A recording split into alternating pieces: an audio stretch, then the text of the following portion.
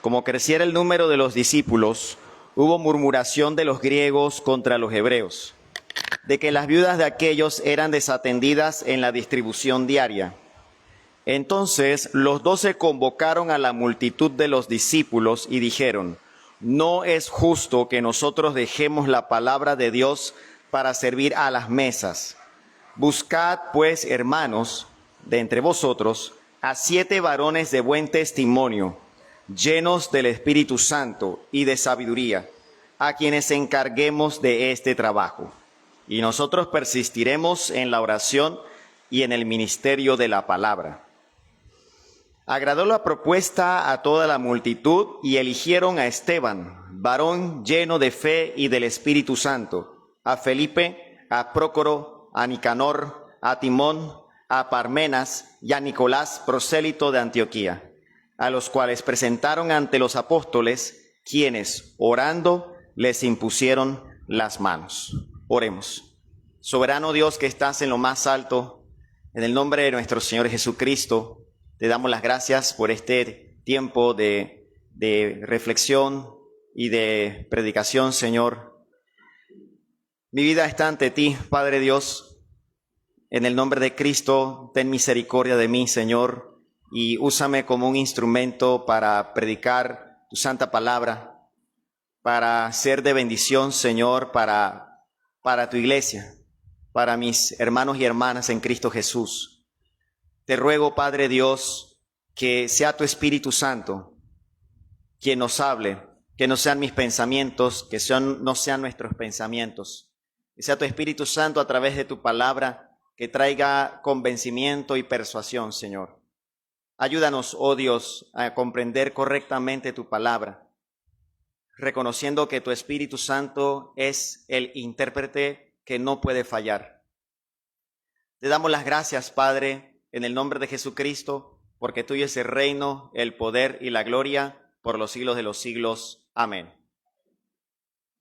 Bueno, para comenzar, es pertinente recordar que existen dos conceptos, dos palabras que todos debemos manejar. La primera es la Iglesia Universal o Católica, como dice la Confesión Bautista de Fe de 1689, o iglesia, también la iglesia local. Son dos ideas que debemos tener muy claras. La Iglesia Universal es la iglesia invisible, es el cuerpo de nuestro Señor Jesucristo, es la compañía de todos los santos del Antiguo Testamento o Antiguo Pacto y los santos del Nuevo Testamento o del Nuevo Pacto. Esa es la Iglesia Universal, la iglesia invisible, en definitiva, el cuerpo de Cristo, la esposa del Cordero, la desposada, el pueblo de Dios. Ahora bien, como dijimos, esta iglesia es invisible, pero se manifiesta en una iglesia local. La iglesia local es la manifestación visible del pueblo de Dios. Son los santos visibles, son aquellos que podemos ver a nuestro lado. Esa es la iglesia local. Esta asamblea, que es la traducción de la palabra iglesia en el griego, concuerda, se pone de acuerdo para reunirse y compartir la fe en un mismo Señor, nuestro Señor Jesucristo. Especialmente los días domingo, Día del Señor. La iglesia, por lo tanto, no es un edificio. La iglesia es la compañía de los santos. Y debemos tener clara esa diferencia, porque hay instrucciones que nuestro Señor Jesucristo, quien es la cabeza de la iglesia, nos dejó para la organización de esta compañía de los santos. De hecho, nosotros debemos considerar muy específicamente la forma como se organizan los oficios o ministerios dentro de la iglesia. Y aquí quiero recalcar que nosotros como una iglesia bautista nos distinguimos por admitir dos oficios muy particularmente. ¿Qué quiere decir eso? que hay otras congregaciones que tienen una luz diferente al respecto. Nosotros, en cambio, pues guiados por lo que vamos a ver hoy en Hechos capítulo 6, reconocemos dos oficios principales: el de los ancianos o pastores en primera instancia y el de los diáconos en segunda instancia. Esos son los dos oficios que nosotros admitimos como los bíblicos realmente. Bueno, aunque la palabra de Dios abarca los dos oficios, hoy nos corresponde hablar de los diáconos. Y ya se nos anunció, queridos hermanos y hermanas, que se está inaugurando una serie que tratará el tópico del diaconado dentro de la iglesia. Será, de hecho, algo intensivo. Y por eso, pues, me corresponde a mí el privilegio y la enorme responsabilidad ante Dios y mi Señor Jesucristo de presentar la primera exposición al respecto. A mi parecer, la mejor forma de iniciar es respondiendo, pues, a una pregunta. ¿Qué es el diaconado? Tal vez tengamos alguna idea sobre ello. Tal vez entre nosotros haya quienes sepamos exactamente en qué consiste. Pero es lógico, es lo más lógico que comencemos con ¿qué es el diaconado? Y para poder responder esa pregunta debemos irnos al origen del diaconado. ¿Cuándo comienza esta institución? ¿Cuándo comienza este oficio a funcionar por primera vez? Inicia en la iglesia primitiva. Inicia en la iglesia de los apóstoles. Para cumplir ese propósito, de acuerdo con lo que hemos leído, en primer lugar veremos que el diaconado es la respuesta del Señor a un problema muy grave que surgió dentro de la iglesia de Jerusalén, por cierto. En segundo lugar, hablaremos de cómo se establecieron esos dos oficios que hemos hablado, el de ancianos y el de diáconos. ¿Y por qué nosotros como Iglesia Bautista reconocemos que esos son los dos oficios que establece la palabra de Dios? Tercero, describiremos entonces el modelo que nos ofrecen los primeros diáconos de la iglesia y finalmente observaremos cómo se puede aplicar esto a nuestras vidas hoy. Comencemos entonces, problemas en la iglesia. Hechos 6:1, vamos a releer lo que dice nuevamente la palabra. En aquellos días, como creciera el número de los discípulos, hubo murmuración de los griegos contra los hebreos de que las viudas de aquellos eran desatendidas en la distribución diaria. Bueno, nosotros debemos recordar algo. Si no hemos leído o si hemos leído el libro de Hechos completo, la iglesia estaba creciendo. Ya había descendido con poder el Espíritu Santo, inaugurando la era de la iglesia presente, inaugurando la iglesia como institución en el tiempo de Pentecostés, por si no lo sabíamos y para los que están tomando notas. Entonces, los apóstoles ya habían sufrido persecución, ya estaban sufriendo persecución, ya estaban sufriendo castigos por la causa de nuestro Señor Jesucristo. Sin embargo, como dice Hechos 5:42, su trabajo seguía sin parar. Tal vez con las cicatrices de los azotes, tal vez con mucho temor, tal vez con las cicatrices en sus muñecas del cepo, pero ellos seguían predicando y enseñando a Jesucristo, como dice Hechos 5:42. Producto de este esfuerzo, la iglesia comenzó a crecer. Estamos hablando de miles de hermanos y hermanas que se fueron uniendo a la iglesia local de Jerusalén. Comenzó a crecer y como estamos viendo en Hechos 6:1, se les hizo imposible atender todas las necesidades de la iglesia, pero en este sentido, las necesidades que tenían que ver con las ayudas a los hermanos y hermanas más pobres. Cuando esto sucede, entonces aparece un problema que tal vez para nosotros, no sé si lo veamos claramente, pero es un problema gravísimo. ¿Por qué? porque se está hablando de una iglesia dividida. Y esa división no se había hecho real sino hasta este momento, en que los apóstoles no se daban abasto. Así que hablemos de las primeras divisiones dentro de la iglesia.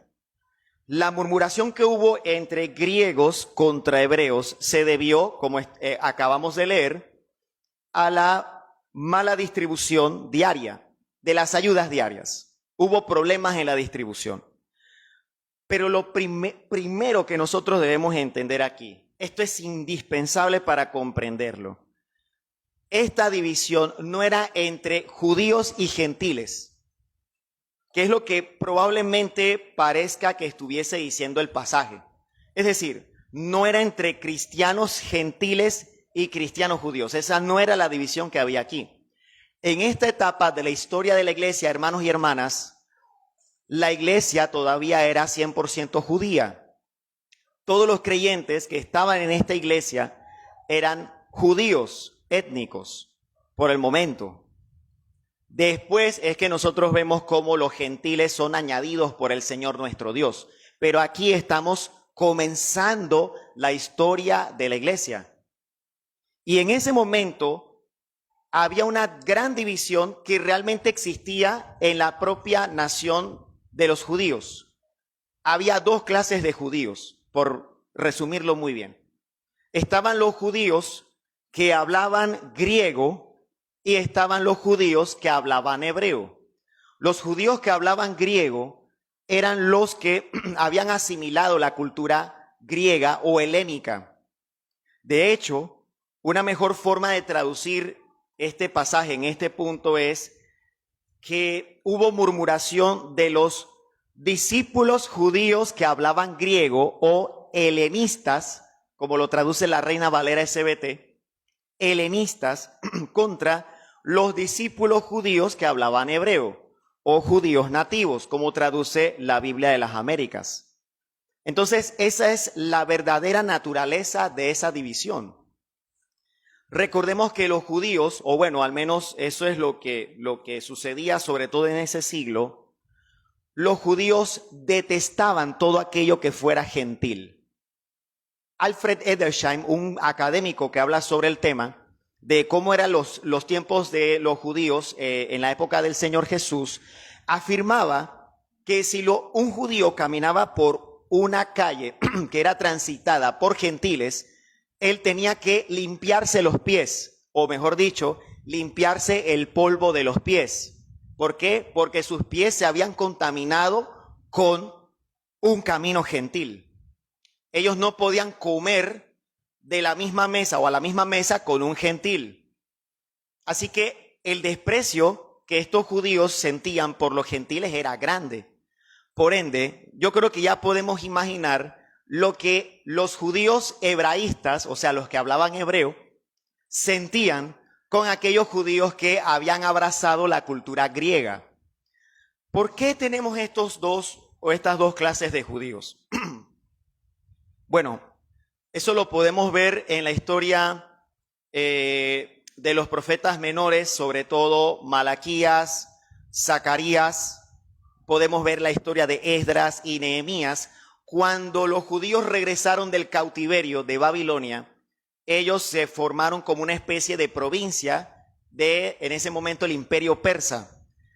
Pero el imperio persa fue conquistado por el imperio griego. Todo eso, por cierto, aparece en la profecía de Daniel, por si quieren buscar más información al respecto. El punto es que los griegos conquistaron esa tierra e impusieron sus leyes con Alejandro Magno. No sé si les sonará el nombre. Los sucesores de Alejandro Magno entonces dominaron esa tierra. Y al final ellos impusieron la lengua griega y la cultura griega. Hubo entonces un grupo de judíos que se asimiló a la cultura griega, pero hubo otro grupo de griegos que decidió mantenerse firme a las tradiciones de los padres. Por cierto, creo que es necesario destacar que este grupo de judíos que se volvieron tradicionales fueron el origen de los fariseos. De este grupo fue que se originaron los fariseos. Los fariseos, de hecho, eran los más radicales de los tradicionalistas judíos, por cierto. Cierro el paréntesis. Cuando llegaron los romanos y conquistaron la tierra, también impulsaron el dominio de la cultura y el idioma griego. Y por lo tanto, los judíos más tradicionales detestaban todavía más a estos judíos helenistas. Ahora, tal vez para que nosotros nos familiaricemos un poco más, esta famosa traducción, la Septuaginta o Biblia de los 70, fue la traducción de la Tanaj judía, de la Biblia hebrea, al griego, porque era para personas que no sabían hablar hebreo. Recordemos que el idioma que manejaba el pueblo común en los tiempos de nuestro Señor Jesús era el arameo. No era ya el hebreo tampoco, aunque el Señor Jesús sí hablaba hebreo. Y los que habían sido instruidos en las escuelas sabían hebreo. Así que el griego se volvió, por lo tanto, la forma de comunicarse entre los pueblos de la región.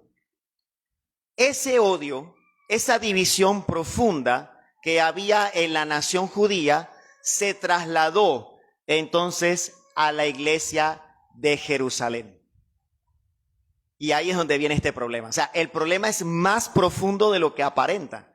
Es decir, el problema no era simplemente que por un error algunas personas olvidaron accidentalmente darle la provisión a un grupo de hermanas. No, era un asunto de división, de desprecio entre los hermanos dentro de la iglesia. Entonces el problema era muy grave la verdad. Y es paradójico, mis queridos hermanos y hermanas, no sé si esto les hace eco a las palabras de nuestro Señor Jesucristo, porque el Señor Jesucristo no mandó a odiar al hermano, no mandó a despreciar al hermano. ¿Qué fue lo que el Señor Jesús mandó? Voy a leer para ustedes, los que quieran pueden acompañarme, en el Evangelio de Juan, capítulo 15, versículos del 12 al 13, el Señor Jesús nos da el mandamiento nuevo, el cual dice así, Juan capítulo 15, versículos del 12 al 14. Este es mi mandamiento, dice el Señor Jesús, que os améis unos a otros como yo os he mandado. Nadie tiene mayor amor que este, que uno ponga su vida por sus amigos. Vosotros sois mis amigos si hacéis lo que yo os mando. Ese era el amor del Señor Jesús. Y el Señor Jesús dice, vosotros que sois mis discípulos, debéis amaros los unos a los otros como yo os he amado. Pero ¿es lo que estamos viendo en Hechos 6:1? Absolutamente no. Entonces, miren que un tiempo después, tal vez podríamos hablar de máximo un par de años, desde la ascensión de nuestro Señor Jesucristo, miren el tremendo problema en el que la iglesia se había metido por causa de las divisiones y el desprecio y la falta de caridad o amor al hermano, amor a la hermana. Debemos tener entonces mucho cuidado, queridos hermanos y hermanas, con las divisiones producidas por el desprecio que nos pudiéramos sentir los unos por los otros. Es muy grave, es muy peligroso. Y tal vez las anidemos en el corazón, pero tarde o temprano Dios en su voluntad hará que salgan y sean manifiestas. Y se pueden traducir en aspectos como dejar morir de hambre, como lo estamos viendo aquí, a un grupo de hermanos. Recordemos que las viudas eran un grupo de hermanas que eran muy necesitadas. No había manutención, no había seguro social, no había pensión. Todo eso lo tenemos hoy. En aquella época ellas dependían de la caridad de otras personas. Los judíos alimentaban a sus viudas. Obviamente los cristianos no se podían quedar atrás. Ellos tenían que servir también a sus hermanas que estaban en necesidad.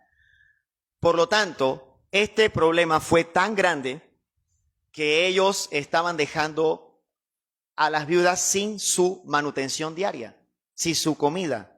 Servían mejor a las viudas de los hebreos y dejaban a un lado a las viudas de los helenistas. Otra vez, estamos hablando de discípulos de Jesucristo.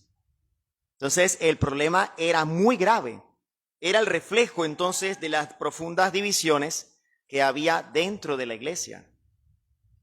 De eso se trata entonces la distribución diaria, queridos hermanos y hermanas.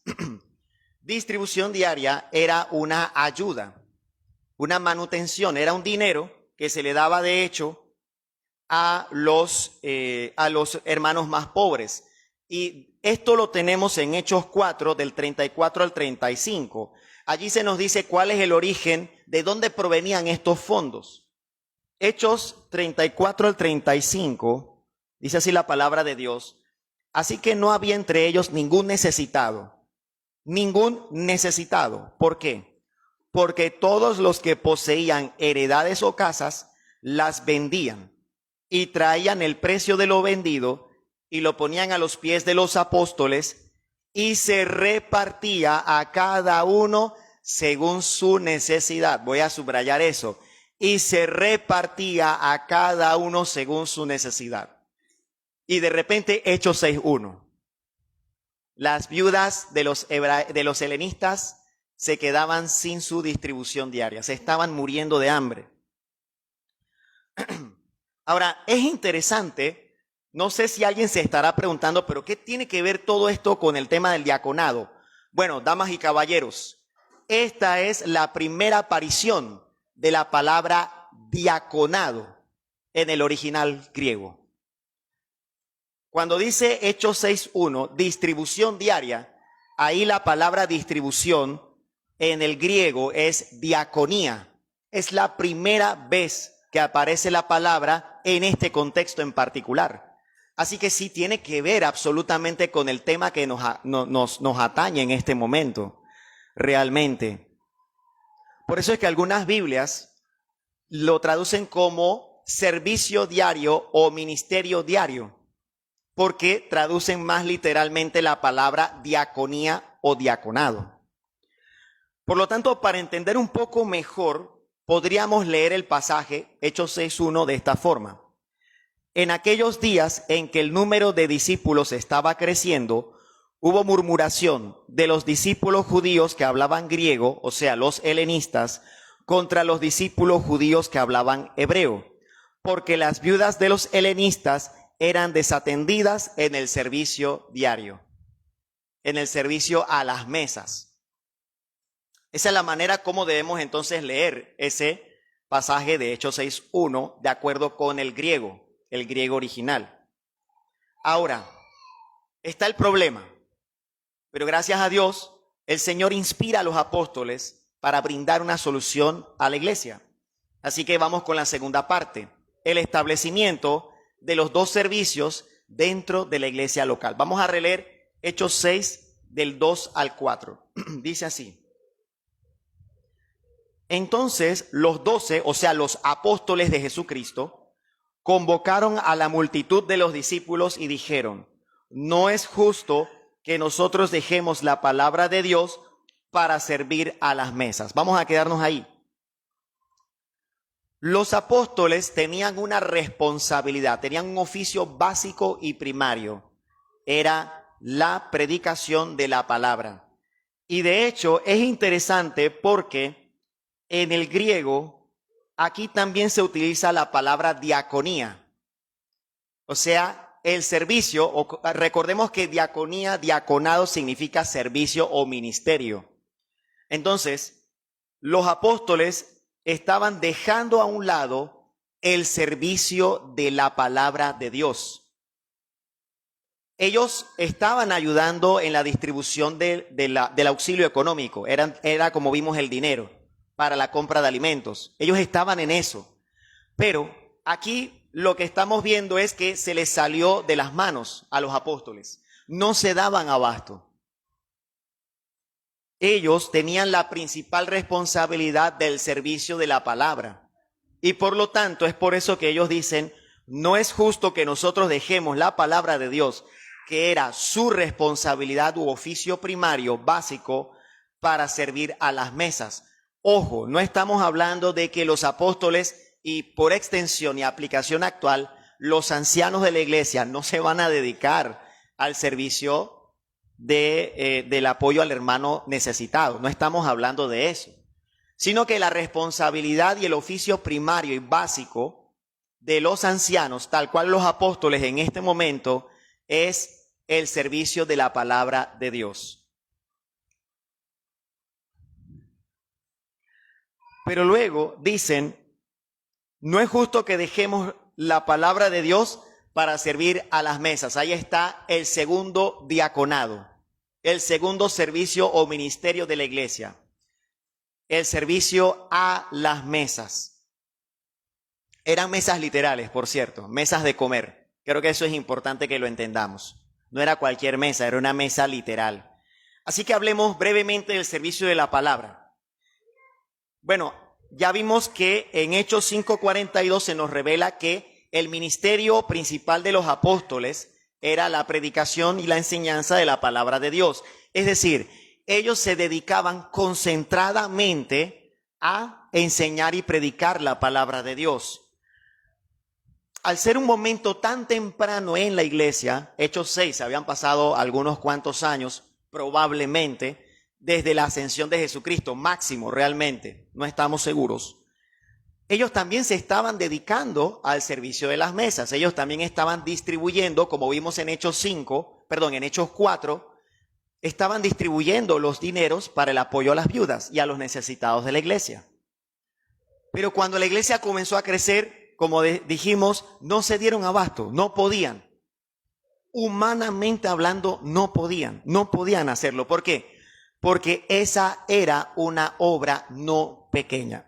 Como lo dice un comentarista, y cito, alimentar a las viudas cristianas era un enorme trabajo que requería mucho tiempo, esfuerzo y dinero. No se trataba de una limosna, un regalo de fin de año o un regalo dado con el interés de recibir algún beneficio. Era un cristianismo vivo, auténtico, lleno del Espíritu Santo y lleno de amor expresado cada día del Señor. Por eso también ese mismo autor dice, el servicio a las mesas les comenzó a impedir el desempeño de su función más importante para la iglesia, el servicio de la palabra. No podían dedicarse a eso. Por lo tanto, se establece un segundo servicio, el servicio a las mesas, que podríamos llamar ahora mismo diaconado. Como dijimos, ese servicio consiste en ofrecerle ayuda a los hermanos más necesitados. Ahora, otra vez, no es que el diácono se va a dedicar exclusivamente a eso. No obstante, ese es su servicio básico para la iglesia. Las obras de misericordia, si le podemos dar un nombre. Entonces, ese es el sentido de la distribución diaria. Ese diaconado o servicio a las mesas nos debe llevar a la idea de literalmente servir a las mesas. Era el servicio de un ayudante, el servicio de un mesero, si lo prefieren. Vámonos, por favor, al Evangelio de Lucas, por favor, sin perder Hechos, para ver una muestra de ello. Lucas 10:40. Lucas 10:40.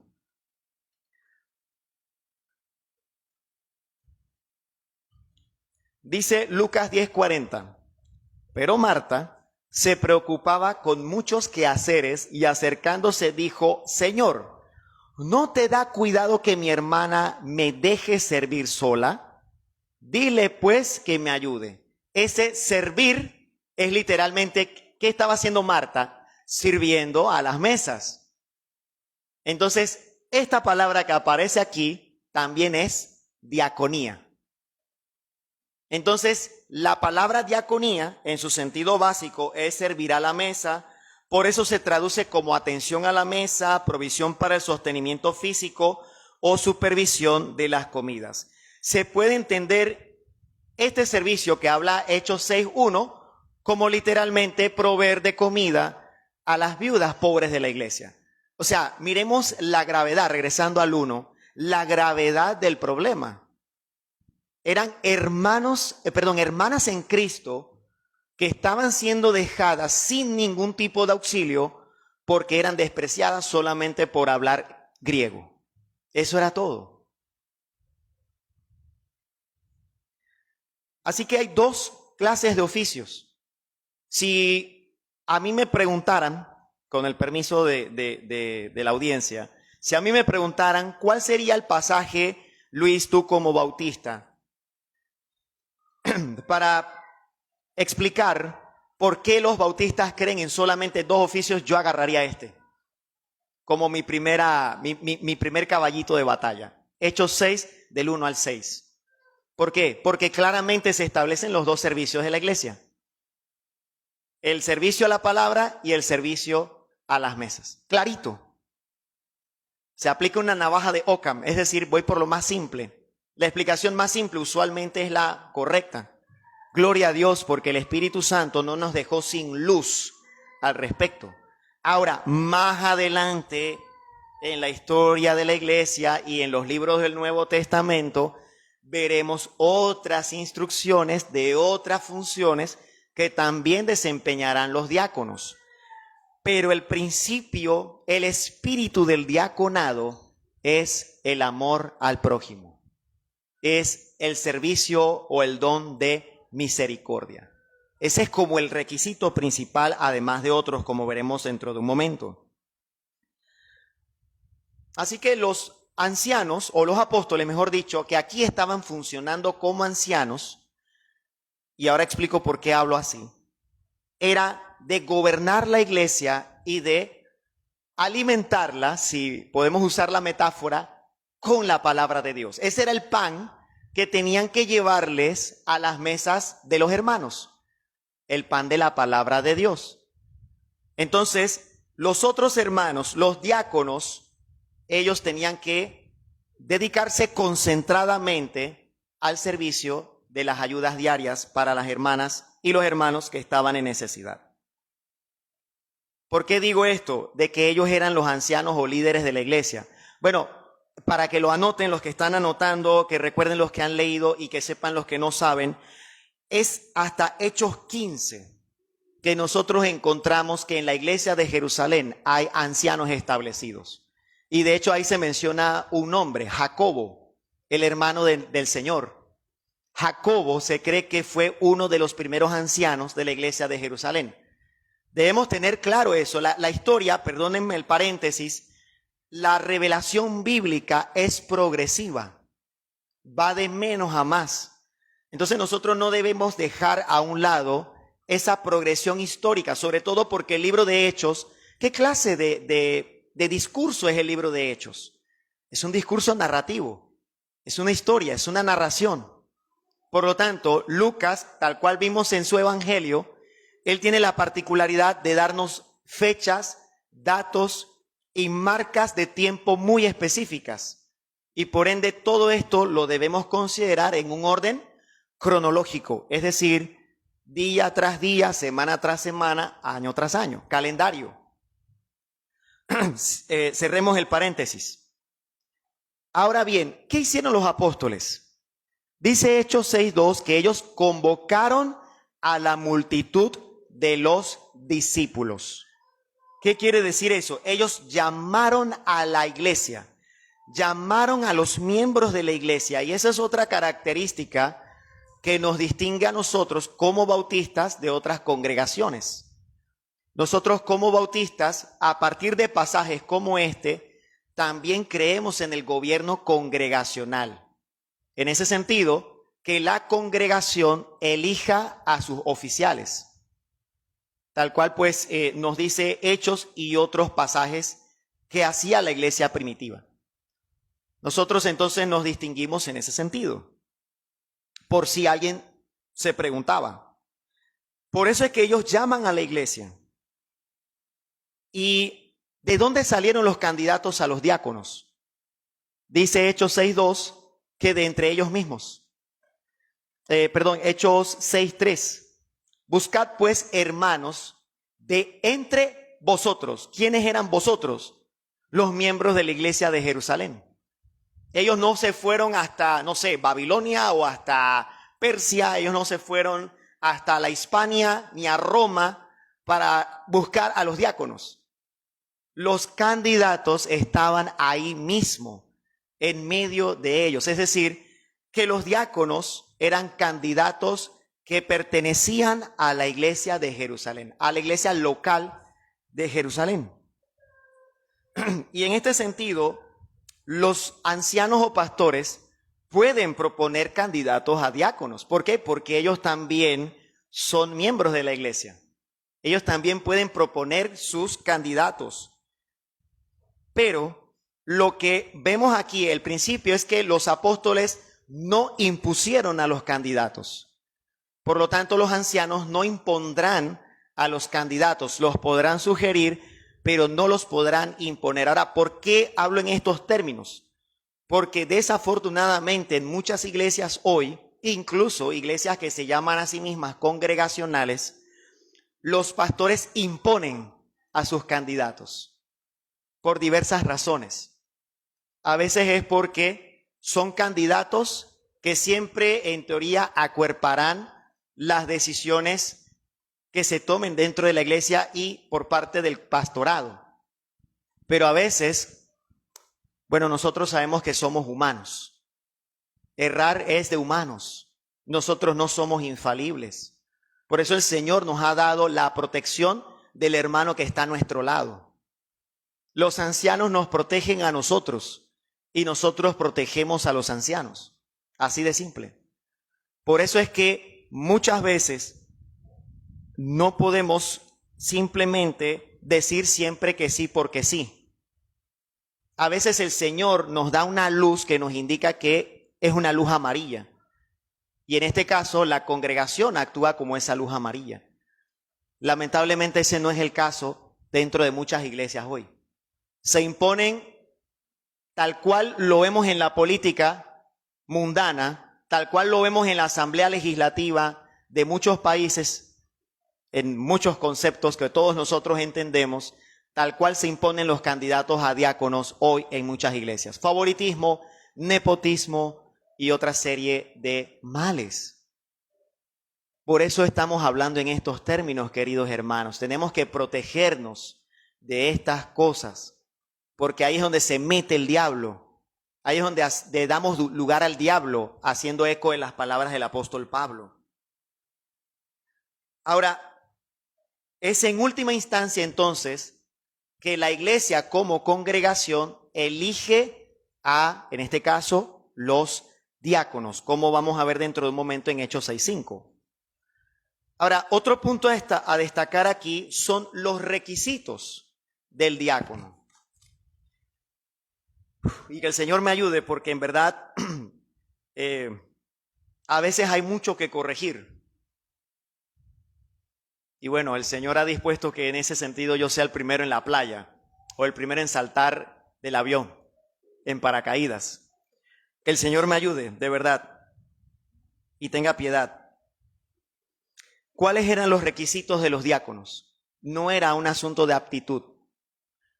Los candidatos a diáconos no eran los más ricos de la iglesia, no eran los que solamente tenían habilidades administrativas, o sea, de administración.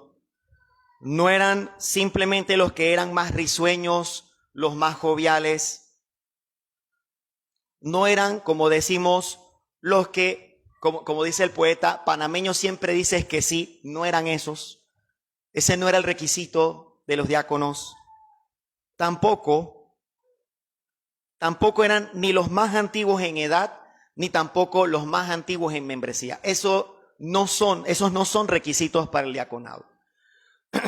Los requisitos que vemos aquí hablan más bien del carácter, el carácter de estos hermanos varones. ¿Cuáles son? Hechos 6:3. Buscad entre vosotros a 7 varones de buen testimonio. Número 1, buena reputación. Número 2, llenos del Espíritu Santo. Repito, llenos del Espíritu Santo. Y número 3, llenos de sabiduría. Llenos de sabiduría. El hecho de que un hermano o una hermana entre nosotros tenga habilidades administrativas, no lo hace automáticamente un candidato para ser diácono. Vemos que tiene que ver más con el carácter. Y existe un pasaje paralelo, no profundizaré en ello porque es muy probable que mis hermanos vayan a tratar este tema con la profundidad de vida. Pero en 1 Timoteo 3, del 8 al 10, encontramos estos mismos requisitos, solo que explicados con otras palabras. Podemos ir, si les gusta, si quisieran, a 1 Timoteo 3, del 8 al 10, y examinar un momento, así brevemente, porque repito, sé que mis hermanos tratarán ese tópico. Hechos 3, del 8 al 10, los requisitos para el diaconado. Y 1 Timoteo 3, del 8 al 10, dice: los diáconos asimismo deben ser honestos sin doblez, honestos, sinceros y sin parcialidad. Interesante, ¿no? ¿Y qué era lo que estaba pasando en Hechos 6:1? Había faccionalismo, había parcialidad.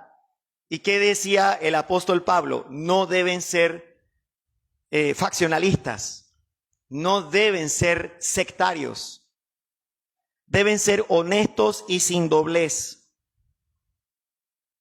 no dados a mucho vino. ¿Qué significa esto? Templanza, dominio propio. ¿Alguien recuerda qué es la templanza? Es un fruto del Espíritu Santo. Aquí están 3 características que demuestran que estos varones estaban o tenían que estar llenos del Espíritu Santo. Luego dice, no codiciosos de ganancias deshonestas. ¿Por qué? Porque ellos administrarían los dineros de la iglesia, los dineros para las ayudas.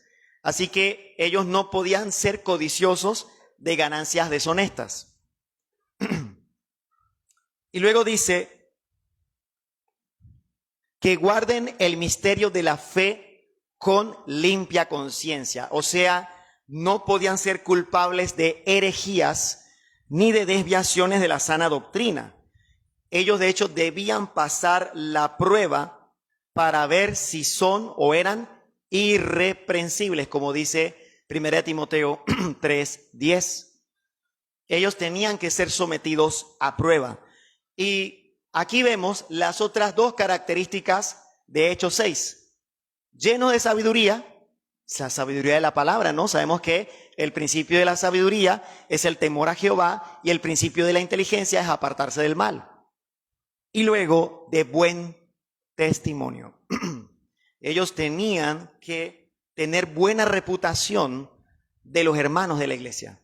Los hermanos de la iglesia tenían que dar fe de que estos hermanos eran irreprensibles. Como digo, este es el pasaje paralelo en cuanto a los requisitos y lo dejaremos aquí. Estos son rasgos de un carácter misericordioso. Se trata de una manifestación que todo cristiano debe tener. Todos nosotros, los creyentes en Jesucristo, discípulos de Cristo, debemos manifestar estas mismas características, si no, no lo fuéramos. Pero los diáconos las deben manifestar de forma especial, muy especial. Por eso el diaconado no es cualquier oficio, es un oficio muy importante. Ahora, ¿qué significa todo esto? Primero tenemos que ver qué significaba para nuestros hermanos del siglo I. Bueno, rápidamente, para ellos era evidente que existían 2 grandes servicios o ministerios dentro de la iglesia local: el servicio de la palabra y el servicio a las mesas. Los que se dedican concentradamente al servicio de la palabra no podían dedicarse concentradamente al servicio de las mesas. Ese servicio a las mesas, ese servicio dedicado a las mesas, lo tenían que hacer otros hermanos. Los hermanos que desempeñarían entonces el diaconado o servicio a las mesas debían reunir estos requisitos: varones de buen testimonio, o sea, de buena reputación, llenos del Espíritu Santo y llenos de sabiduría. Las necesidades materiales de los hermanos y hermanas deben ser atendidas de cerca por los diáconos. El dinero o los recursos que la iglesia separa para la ayuda de los más pobres de la iglesia debe ser administrado por los diáconos. Y por ende, los ancianos no se dedicarían a esto. Ahora, queridos hermanos y hermanas, el espíritu del diaconado proviene de la palabra de Dios. Desde el antiguo pacto hasta el nuevo pacto. Deuteronomio capítulo 15, versículos del 7 al 8, nos habla al respecto. Hay más. Mientras lo buscamos, queridos hermanos y hermanas, si leyéramos los profetas, vamos a ver que el espíritu del servicio al más necesitado era algo que Dios demandaba de su pueblo. En Isaías, en Jeremías, en Ezequiel, en Oseas, en Amós, en Miqueas, todos hablaban al respecto. ¿Pero de dónde proviene eso? Pues de la ley de Moisés. Deuteronomio 15, del 7 al 8. Deuteronomio 15, del 7 al 8, dice así la palabra de Dios. Cuando haya en medio de ti menesteroso de alguno de tus hermanos en alguna de tus ciudades, en la tierra que Jehová tu Dios te da, no endurecerás tu corazón, ni cerrarás tu mano contra tu hermano pobre. Ese es el espíritu del diaconado. Ese es el espíritu de lo que estamos viendo en Hechos 4, 5 y 6, cuando nos habla de la distribución de las ayudas. El Señor Jesucristo, el dador de la ley, por cierto, Él también nos habla claramente en el mismísimo Sermón del Monte. En Mateo 5, 7, bienaventurados los misericordiosos, porque ellos alcanzarán misericordia. Es el Sermón del Monte. Eso es una ley que se aplica para los cristianos hoy. Hechos 20:35 también nos da las instrucciones de que debemos cuidar a nuestros hermanos y hermanas más pobres, más necesitados. Hechos 20:35 dice: en todo os he enseñado que, trabajando así, se debe ayudar a los necesitados y recordar las palabras del Señor Jesús que dijo: más bienaventurado es dar que recibir. Es la Biblia misma. Entonces el diaconado tiene un fundamento teológico, un fundamento profundo. ¿Cuál es el fundamento teológico del diaconado? Damas y caballeros, nuestro Dios Todopoderoso tiene un cuidado especial. Tiene un cuidado especial por los pobres y necesitados. En general, es cierto, pero muy especialmente por los de su pueblo. Muy especialmente por los de la iglesia. Como dice Salmo 140, 12, por si tenemos dudas, eso lo dice el Señor en el Salmo 140, versículo 12. Dice así la palabra de Dios: yo sé que Jehová tomará a su cargo la causa del afligido y el derecho de los necesitados. Así es, hermanos y hermanas. Nuestro Dios es misericordioso. Amén. Para nosotros hoy, siglo XXI, el principio persiste. La misericordia es un rasgo característico de la iglesia de Dios. Y ya sabemos que Dios se agrada de que cuidemos a nuestros hermanos más pobres y necesitados. Como lo dice Hebreos 3:16.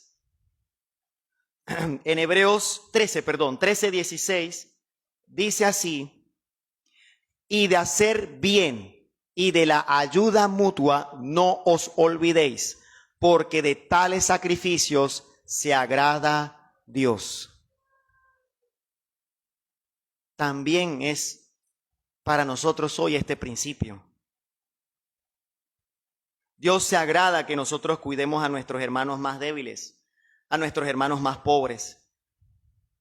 Y por lo tanto, nuestra iglesia local, que por la gracia de Dios en Jesucristo hemos visto que ha ido incrementando su tamaño y su membresía, tal cual la iglesia de Jerusalén hace 2000 años, está llamada a elegir de entre nosotros varones de buen testimonio, llenos del Espíritu Santo y sabiduría para el servicio a los más necesitados. Vamos a cerrar entonces con el modelo de los primeros diáconos de la iglesia. Hechos 6, del 5 al 6. Hechos 6, del 5 al 6, nos dice lo siguiente. Leo el 5. Agradó la propuesta a toda la multitud. ¿Cuál multitud? La de los discípulos, la iglesia. Y eligieron, la multitud, los discípulos, eligieron a Esteban, varón lleno de fe y del Espíritu Santo, a Felipe, a Prócoro, a Nicanor, a Timón, a Parmenas y a Nicolás, prosélito de Antioquía. La iglesia de Jerusalén acogió el llamado de los apóstoles y estos, llenos del Espíritu de Cristo, eligieron a estos hermanos. Bueno, no lo tengo en mis notas, pero el número 7 no ha de ser casualidad. 7 en la Biblia indica algo que está completo. Hay muchos ejemplos, no profundizaré en ello, pero son 7 días de la semana. Cuando Dios finalmente reposó, descansó en el séptimo día, número 7, etcétera. 7 diáconos. Yo creo que ahí hay algo muy importante. Yo creo que ahí se está estableciendo el modelo que nosotros hoy, 2000 años después, debemos seguir al elegir a estos diáconos. Y esa fue la solución al desprecio entre los helenistas y los hebraístas. Ahora, cuando leímos esto, no sé si ocurre, pero son nombres, ¿no? De hecho, de ellos dos, de ellos 7, solo sabemos algo de 2, de Esteban y de Felipe. Sabemos que Esteban fue el primer mártir del Señor Jesús, el primero en morir por dar testimonio de Cristo. Y sabemos de Felipe que se dedicaba a la evangelización. Él fue el que evangelizó al famosísimo eunuco etíope y también se encargó de evangelizar algunas ciudades de Samaria. Ahora, esto nos indica que si hubiera entre nosotros algún diácono que también tuviere el don de enseñanza, el diaconado no le impediría, en teoría, ese servicio. Pero no debemos olvidar que la enseñanza no sería su ministerio principal. Su ministerio principal es el servicio a la iglesia, las obras de misericordia. Eso sería lo primero. Es lo que sabemos hasta, lo que la Biblia nos dice muy explícitamente. Lo segundo, yo creo que también es muy relevante. Bueno, nosotros no hablamos griego, pero todos estos nombres, damas y caballeros, son griegos. Esteban, Felipe, Prócoro, Nicanor, Timón, Parmenas, Nicolás. Todos son nombres griegos. O sea que ¿de dónde se escogieron a estos diáconos? Del grupo de discípulos helenistas. Esa fue la solución. Del grupo de los helenistas, para que pudieran prestar especial atención a sus viudas. Y eso contribuyó a solucionar esta primera división dentro de la iglesia. Como lo dice el historiador Justo González y cito, Las divisiones entre ambos grupos de creyentes eran muy fuertes. El menosprecio de los discípulos judíos que hablaban hebreo hacia los helenistas era grande. Hay dos cosas que resultan claras con el nombramiento de estos 7 diáconos. La primera de ellas es que los 7 eran representantes del grupo de los griegos. Todos ellos tenían nombres griegos. Y que el propósito de su elección era entonces darle cierta representación a ese grupo dentro de la iglesia. La segunda es que desde muy temprano, por lo menos, algunos de los 7 se dedicaron también a la predicación y a la tarea misionera, pero agregamos nosotros acá que esa no era su misión principal. Su misión principal era atender a los más necesitados de la iglesia. Y bueno, fin de la cita. Qué hermoso. Qué sabiduría en esa decisión.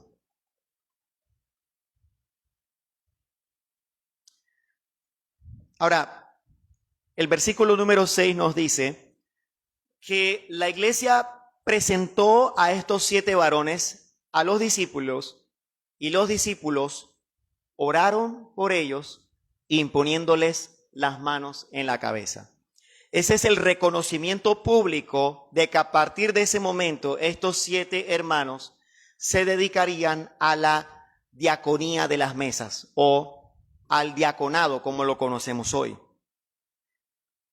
Es decir, la iglesia elige a los candidatos y los apóstoles que hoy el oficio que ellos estaban desempeñando aquí en Hechos 6 era el de los ancianos, o sea, los pastores. Los pastores orarán por estos hermanos elegidos e impondrán sus manos sobre la cabeza en señal de que se ratifica en el nombre de nuestro Señor Jesucristo que está en medio de nosotros, que estos hermanos verdaderamente han sido llamados para desempeñar este noble servicio. Jesucristo es la cabeza de la iglesia y esa es todo esto que hemos hablado, es la confirmación externa o llamamiento externo, como lo dicen otros comentaristas, del llamamiento interno de nuestro Señor Jesucristo. Amén. ¿Cómo podemos nosotros aplicar todo esto a nuestras vidas entonces? El Señor Jesús, mis queridos hermanos y hermanas, tiene cuidado de los suyos. Él tiene cuidado. Él no deja huérfanos a los desamparados, no deja huérfanos a los enfermos. La pobreza, las carencias materiales son producto de la maldición del pecado sobre la tierra. El que nosotros padezcamos necesidad, insomnio porque no nos alcanza el dinero de la quincena, el que a veces trabajemos horas y al final no recibamos el fruto de ese trabajo, los dolores, los sufrimientos, los accidentes laborales, las crisis económicas incluso producidas por la propia maldad del hombre, todo eso está dentro de la providencia de Dios. Todo eso es producto de la maldición por causa del pecado, en Génesis capítulo 3. Por tanto, la iglesia no está exenta de pasar por diversas tribulaciones. Yo sé que es lo que probablemente no queremos oír muchas veces, pero yo creo que consuela, ¿no? Consuela saber que no está fuera del control de Dios. Al menos tenemos una explicación de dónde proviene tanto sufrimiento. La iglesia no está exenta de sufrir mientras esté en este mundo presente, pero Dios, a través de Jesucristo, demuestra su cuidado tan especial por los que sufren, por los que tienen necesidad, llamando a varones santos a que sirvan muy especialmente para cuidarlos, para ayudarlos. El origen del diaconado es el amor y la misericordia de Dios a través de nuestro Señor Jesucristo. Y de hecho, hermanos y hermanas, el Señor Jesucristo conoce íntimamente las necesidades y los dolores de cada uno de nosotros. No tienen que buscarlo, pero en Apocalipsis capítulo 2, versículo 9, se nos dice algo sobre el Señor Jesús que se aplica a lo que estamos hablando hoy. Apocalipsis 2:9 dice el Señor Jesús: yo conozco tus obras, tu tribulación y tu pobreza. El Señor Jesús sabía la pobreza de estos hermanos, pobreza material. Aquí no estamos hablando de pobreza metafórica, porque al lado dice, pero tú eres rico. Así que se estaba hablando de una pobreza literal, material. El Señor Jesús conoce esas necesidades íntimamente.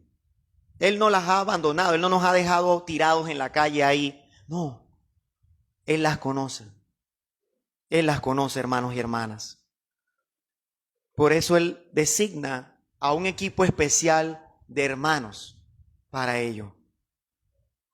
También el modelo bíblico de Hechos 6 establece una solución a ese problema. El tema es que tal vez muchos de nosotros no queremos hablar de este tópico, porque pensamos que eso es muy de la teología de la prosperidad y de la superfe, que son heréticas. Entonces, como no queremos caer en eso, entonces dejamos por alto estos temas y dejamos al que sufre en su angustia y su dolor. O sea, somos tan celosos de la correcta doctrina que se nos olvida el amor. Lo que le pasó a la iglesia de Éfeso, dejaron a un lado su primer amor. Eran tan celosos y tan correctos que dejaron el amor a un lado. En la iglesia hay diversidad de dones.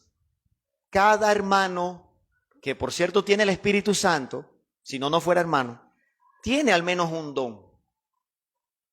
Pero el diaconado es un oficio muy especial y específico que se enfoca primariamente en el auxilio del necesitado dentro de la iglesia. Si hubiera aquí alguien que se siente identificado con eso, ustedes no son menos, hermanos y hermanas. Ustedes están en especial cuidado del Señor. No son menos. Nunca dejen que alguien los haga sentir menos por eso. Nunca. Hay otras funciones que, claro, pueden desempeñar los diáconos, pero otra vez ese es su ministerio básico. Varones hermanos, yo ahora me dirijo ante ustedes directamente. Si de entre nosotros hubiera alguno que anhelare ayudar al prójimo, si hubiera alguien aquí, algún hermano, que el Señor hubiere puesto en su corazón un corazón que busque proteger al más débil, busque ayudar al más necesitado, a los huérfanos, a las viudas, a los extranjeros, a los pobres y débiles de la iglesia. Ese podría ser su llamado, hermano. Realmente, este podría ser su llamado. Nuestra iglesia está llamada a crecer en número y creemos que así será según la voluntad de Dios. Por lo tanto, se necesitan hermanos. Se necesita a hermanos, varones de buen testimonio, llenos del Espíritu Santo y sabiduría para que suplan esta necesidad. Varones hermanos, nuestra iglesia los necesita. Los necesita. Usted puede acercarse o hablar con los pastores, hablar con algún hermano también que usted considere maduro en la fe. Hable con ellos. Plantéele ese deseo de servir al Señor Jesús como diácono. Porque tal vez esa inquietud que usted está sintiendo, no sé si a partir de este momento, no sé si desde antes, tal vez sea el llamado mismo del Señor Jesucristo para desempeñar este oficio. Nuestros pastores, querida iglesia, Maná de la Esperanza,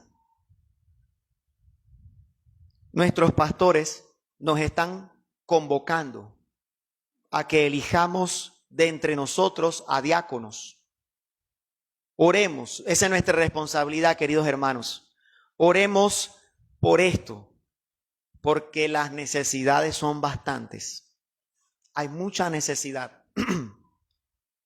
Y hace falta más manos, hacen falta manos, hacen falta más hermanos que nos ayuden a cubrirlas.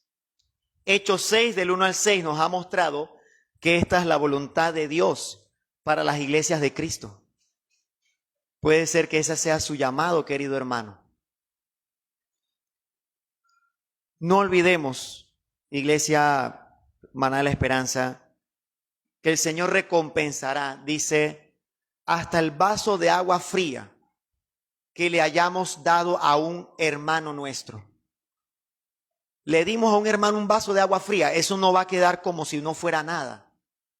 Y no recuerdo si fue en una predicación, uno de los pastores, de nuestros pastores, dijo que a veces no nos atrevemos a invitar, por ejemplo, a un hermano a nuestra casa porque lo único que tenemos que ofrecerles es café. Bueno, ese café no va a quedar en vano. Ese café significa algo. Usted lo está haciendo por amor al hermano. Y si nosotros recibimos ese café, gracias, hermano. Muchas gracias, porque yo merezco menos que este café. Yo merezco menos que este café. Usted me está dando más de lo que yo merezco. Gracias por este café.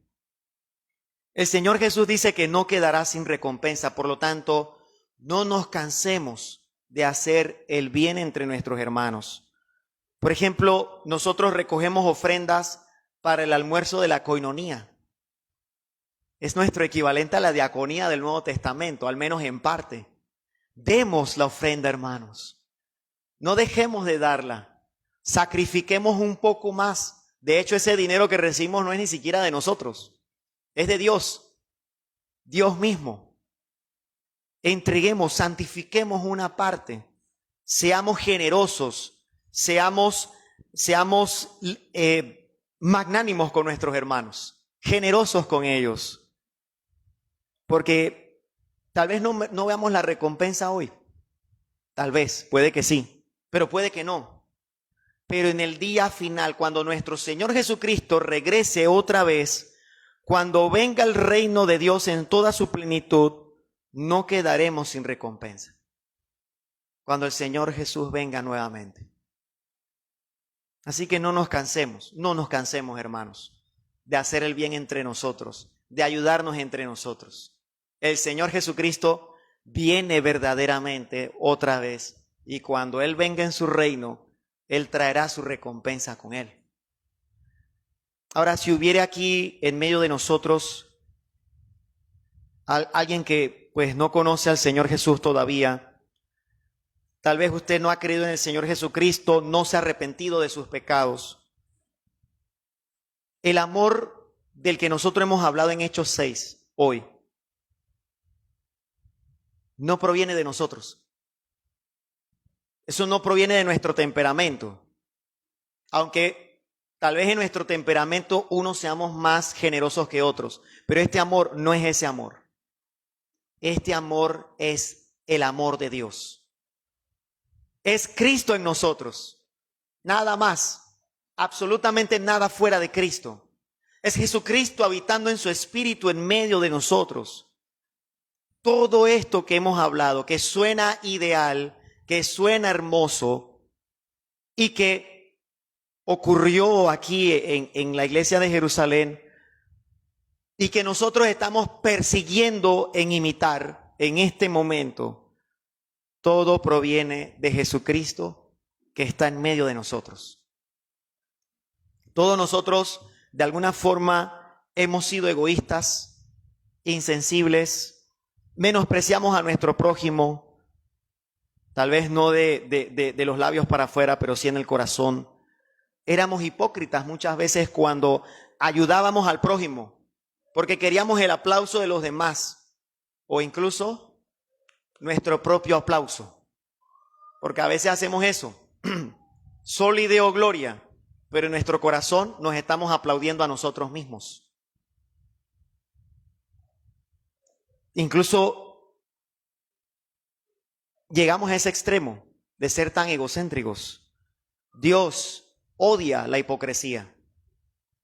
Dios odia la insinceridad. Dios odia sobremanera el egoísmo contra el más débil. Esa es una de las razones por la que la nación de Israel cayó bajo el dominio de Babilonia. Consulte a los profetas, ahí está. Vosotros habéis dejado al huérfano desamparado. Por lo tanto, yo os dejaré desamparados a vosotros cuando vengan los babilonios. Eso es lo que se repite en Isaías, Jeremías, Ezequiel y todos los profetas antes de la invasión de los babilonios y de los asirios, por cierto. Dios odia todo eso.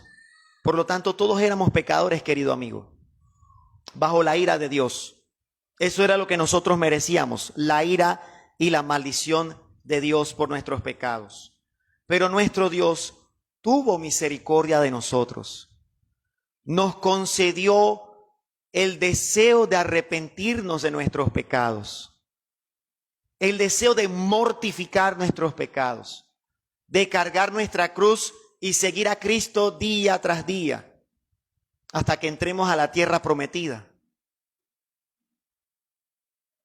Por eso hoy estamos aceptando, y así Dios quiera, el llamado a ser tan generosos los unos con los otros. Por eso lo estamos aceptando hoy. Si usted tiene hambre y sed de la misericordia y compasión de Dios, querido amigo, no importa de dónde venga, no importa si usted habla griego o hebreo, no importa. No importa. Arrepiéntase de sus pecados, venga a Jesucristo y compre de Él gratuitamente. El que tiene sed, venga y beba, dice el Señor Jesús. Apártese de sus pecados y usted también podrá saciarse del perdón de Dios. Oremos. Soberano Padre que estás en los cielos, santificado sea tu nombre. Te agradecemos el privilegio, Señor, de enseñar tu palabra. Yo quisiera pedir perdón, Señor Dios, por que soy un instrumento indigno, Señor, delante de ti para realizar este servicio. Y te ruego misericordia por mi vida y por la vida de todos los que estamos aquí. Padre Dios, te pido que tu Espíritu Santo nos ayude a comprender lo que hemos visto hoy en tu palabra. Que nos ayude a no solamente tenerlo como información, a que transforme nuestras almas. Ayúdanos, oh Padre, a hacer esa iglesia de Cristo que sea de tu agrado, que sea del agrado de Jesucristo. Una novia, una desposada, hermosa, pura, santa, vestida de lino fino y resplandeciente. Ayúdanos a hacer esa iglesia, Padre Dios. Señor, si hubiere algún varón hermano aquí que pues en el nombre de Cristo haya sido llamado para desempeñar este oficio, confírmalo, oh Dios. Ayúdanos a nosotros a orar por estos hermanos. Confirma, Señor, este servicio. Confirma su llamado, Padre Dios. Y ayúdalos, Señor Dios, a darles fortaleza, a darles ánimo, a que sean hombres de bien, a que el amor de Cristo, tu Hijo, que les lavó los pies a sus discípulos, sea concreto, sea manifiesto ante nosotros por medio de estos hermanos especiales. Si es tu voluntad, que pues haya entre nosotros en este tiempo estos hermanos. Y también, Señor Dios, a la iglesia, ayúdanos a aprender del espíritu también del servicio que nos enseñaron pues tu Hijo Jesús, nuestros hermanos los apóstoles, nuestros hermanos de Jerusalén hace 2000 años. Que ese mismo espíritu impere entre nosotros y que demostremos nuestro amor por medio del servicio entre nosotros. Auxilia a los que estamos padeciendo necesidades económicas, a los que estamos padeciendo hambre, a los que cada día tenemos que luchar para poder llevar el sustento a nuestras mesas. Señor, también a los que de entre mis hermanos están, por lo contrario, muy cargados de trabajo, que también representa una tremenda prueba para ellos. Ayúdanos a todos, Señor. A las hermanas que no se dan abasto en casa o en el negocio, en el trabajo donde están. Ayúdanos a todos, oh Dios. Ayúdanos, Señor, a confiar en ti, en que tú no nos desamparas y en que tú conoces específicamente cuál es nuestra necesidad, aún antes de que nosotros te pidamos. Gracias por ello, por cierto, Padre Dios. Y finalmente quisiera pedirte, Señor, que tengas misericordia de entre nosotros, Señor, de aquellos que todavía no han creído salvíficamente en tu Hijo Jesucristo.